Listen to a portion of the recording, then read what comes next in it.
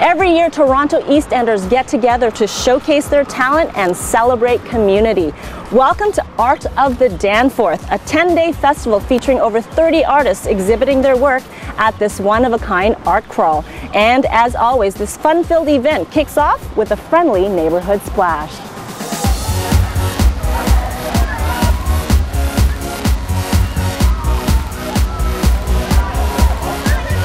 Art of the Danforth is an experimental, public, community-driven public art festival.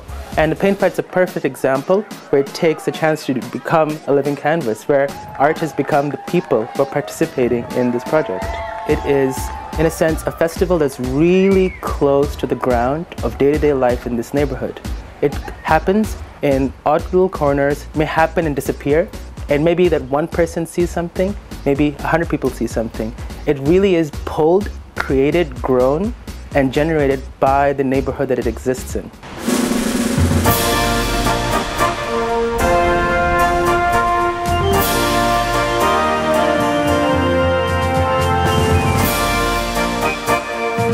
I'm sorry, what was your name? Dice.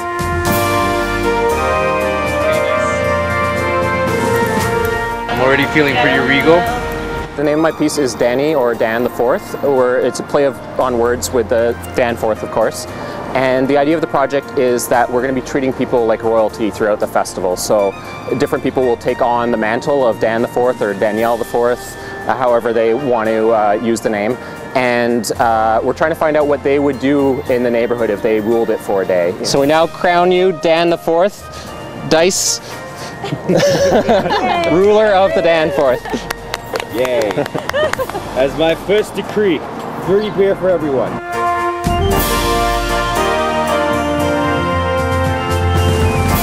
I think it brings both attention to the neighborhood, but also brings residents out to get to experience the neighborhood in a new way and take part in these activities that are only here for a limited time. Although we are over a fairly large expanse, you know, between Greenwood and Woodbine, there's a lot of small projects where people can engage one-on-one or in small groups with the artists and other people in the neighborhood. So I think there is opportunity for a lot more intimacy with this festival.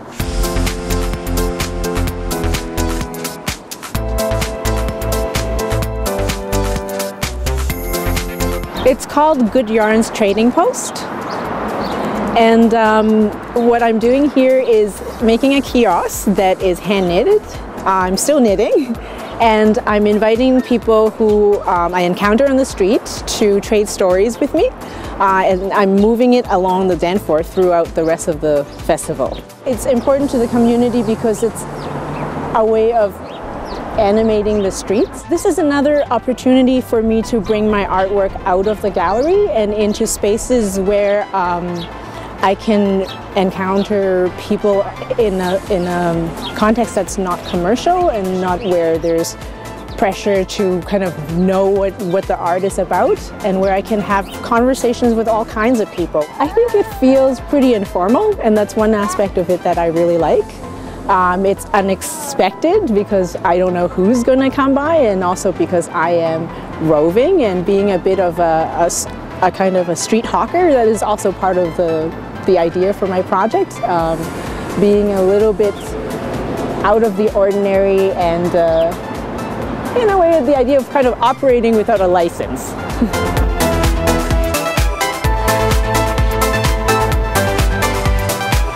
What art can do sometimes is change the way you look at what's around you, and you share that with people who you're sharing the space with. This neighborhood is on a subway line, the project by Ryan Park, right outside Greenwood Station. It's visible only by people who are coming out of the subway or waiting for a bus together. And usually when you're waiting for a bus, you don't really look at everybody else, you look at your phone. But what we've been noticing, because this video is visible to them, is people look at the thing and say, what is that thing? And then they start looking at each other and then looking at the right thing, and they all start taking pictures. It's a moment where the space you share with everyone gets changed, and then you suddenly realize each other, and you will interact with the space together, essentially.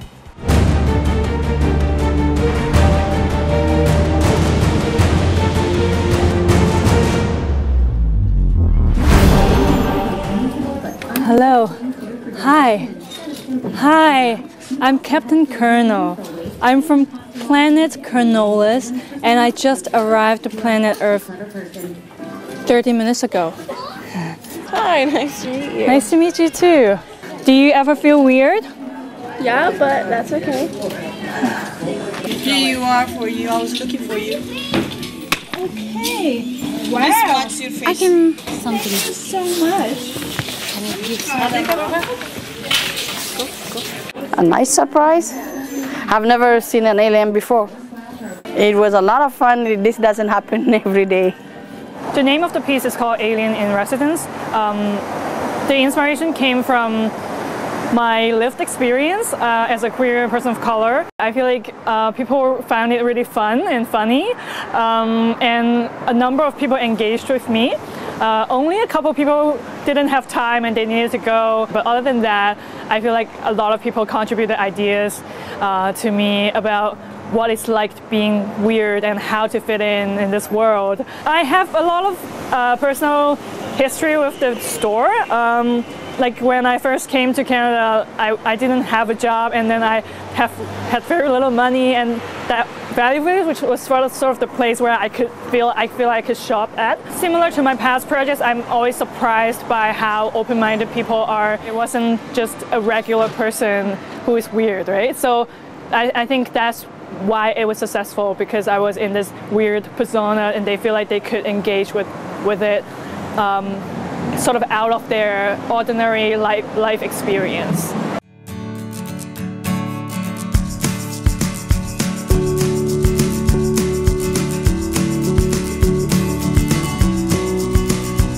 The director of the festival, he put out this question of kind of what the point was of this neighborhood arts program. And I came back with kind of a devil's advocate response that it wasn't necessary to have art in this neighborhood, that this was a fully functioning, creative, interesting neighborhood, and that perhaps all it needed was someone to help facilitate new connections within it. So that's where the idea of these 3 dinners came from.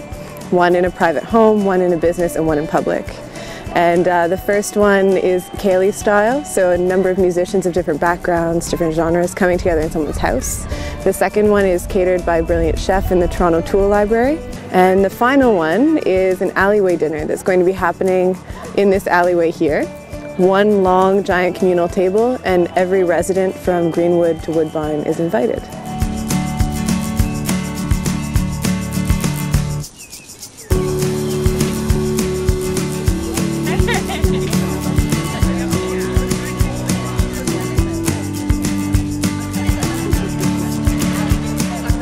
The piece here is Temporary Monument.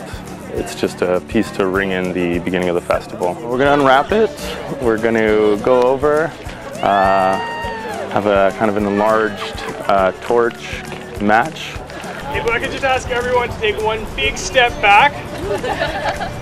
And we're going to light it from the top. It's going to burn for, I guess, about an hour and a half. It burns roughly from the top to the bottom. And hopefully when the sun's down, it will be more of a campfire for us to kind of all be around.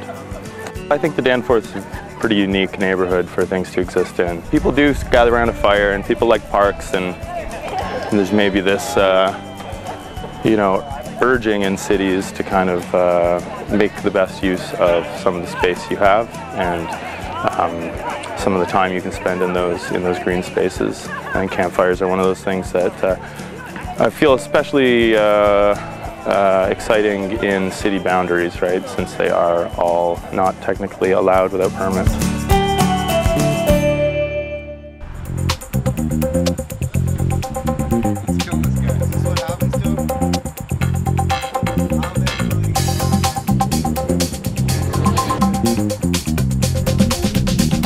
This is Arthur. He is a lovable creature that's living in this storefront window for 10 days. We wanted to create an art piece that the community could really interact with. So Arthur feeds off the love and affections of the community. People have to come, put their hand on the window, and they feed him. And Arthur grows over time. He gets bigger, he gets happy, he gets excited. If he's not interacted with, unfortunately, he starts getting smaller, he starts shrinking, he becomes very lonely. Save Arthur! There he is. Oh, little Artie, you're doing so well. I created this piece with John Lochner. Together we are Lab Space Studio. There's an infrared sensor that we're using that detects when someone's hand is there. We're using a software called Unity. It's a game development software. And that's what we use to create it. It's a simple projection piece, but the sensor is disguised behind the hand. So if you don't know about technology, it would maybe just appear like magic.